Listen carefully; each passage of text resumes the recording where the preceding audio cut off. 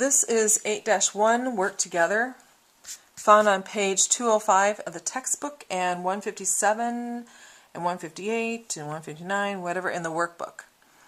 On 157, they give us a partial worksheet that is completed for Darlene's delivery service for the month ended July 31st. The only thing that looks like it's missing is the trial balance columns. And we are supposed to record the adjusting entries that are in columns 3 and 4 on page 4 of the journal. So on page 158 in your workbook, there's a journal, and we're going to put the page number in as 4. And because adjusting entries do not have any documentation telling them or proving that this really happened, we give it a title.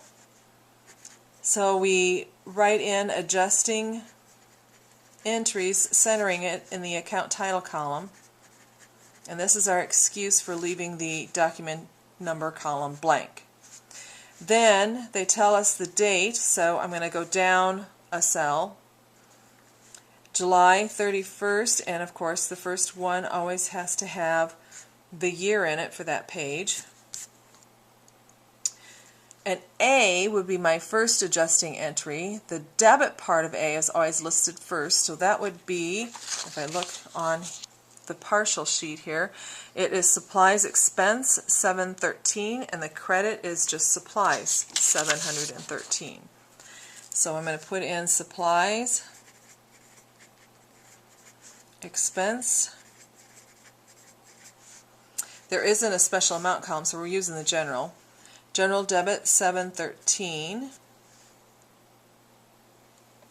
and the next one is just supplies, and that's a credit 713.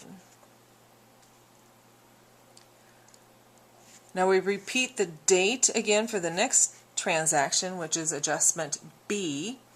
The debit part, if I look on the worksheet, is insurance expense for 300. And prepaid insurance for credit 300. So insurance expense we'll write in first because it's the debit part. Debits always come before credits for 300. And we're going to credit 300 to prepaid insurance. The next step they wanted us to do was to post it. So, in the following pages, there are some general ledgers.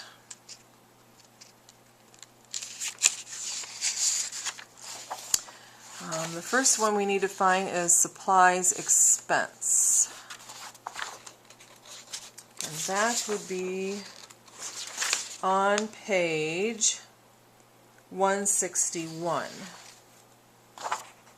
Supply expense, and this was July 31st, so I'll put in July 31st, 2012, and I'm getting this from journal page 4, so J4. It is a debit of 713, and we know expenses have a debit balance, so I'm going to put a cross in my credit side so I don't accidentally put it over there.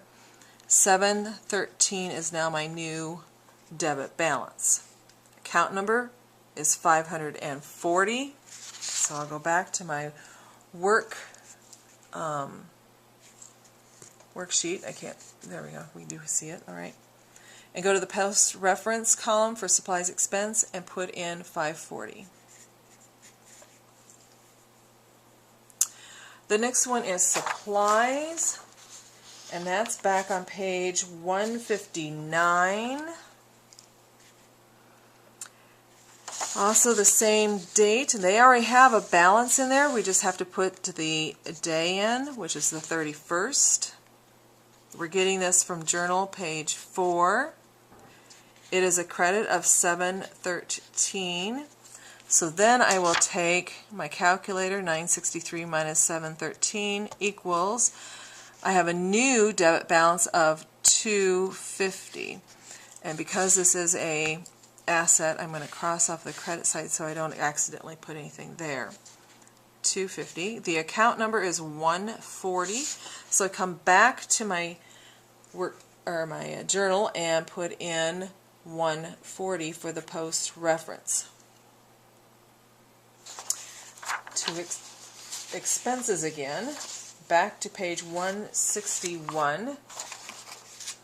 On page 161 we have insurance, and there's nothing in there yet, so I have to put in July 31st, 2012. This comes from journal page 4. It's a debit of $300.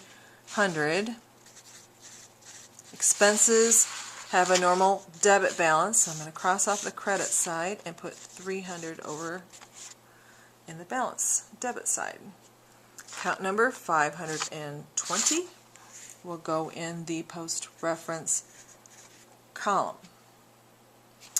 Prepaid insurance is an asset, so it's back on page 159.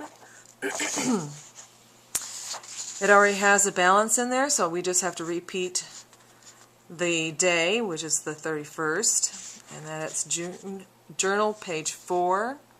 A credit of $300, right? Yep, credit $300. And prepaid insurance is an asset, has a debit balance. I'm going to cross off the credit side so we don't accidentally put anything there. So $1,200 minus $300 would be $900. That would be my new running balance. Account number 150. We'll go back into the post reference column. And that completes posting and recording our adjusting entries. Your turn to try the On Your Own 8-1.